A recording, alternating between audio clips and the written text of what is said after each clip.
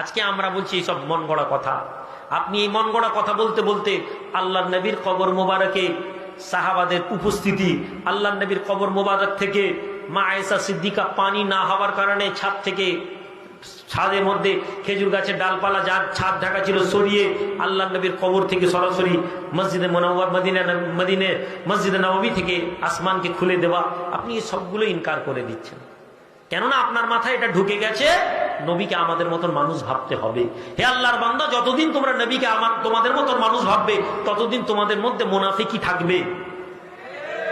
কেননা মুনাফিকদের অন্তরে এটা ছিল। আব্দুল্লাহ ইবনে উবাই ইবনে সালুল মনেই করেছিল যে মুহাম্মদ শুধু নেতা হওয়ার জন্য এটা করছেন, সেও আমার মতন মানুষ। আবু জেহেল মুহাম্মদুর রাসূলুল্লাহকে এজন্য মানেনি যে আমার ছেলে ইকরামার কি হবে, তোমাকে যদি নেতা বলে মেনে নি। তাকে নবী হিসাবে মনে হয়নি আবু জেহেলের, তার মনে হয়েছিল মুহাম্মদ নেতা হতে চাইছে। তুমিও আজকে সেই পর্যায়ে পৌঁছে যাচ্ছ। হে আল্লাহর বান্দা, হে জওয়ানেরা, যুবকেরা, আল্লাহর নবীর প্রতি মুহাব্বত আমাদের পূর্ণতা ইমানের অংশ। আল্লাহর নবীর প্রতি মুহাব্বত আনতে গেলে এই আল্লাহওয়ালাদের নিসবত লাগবে।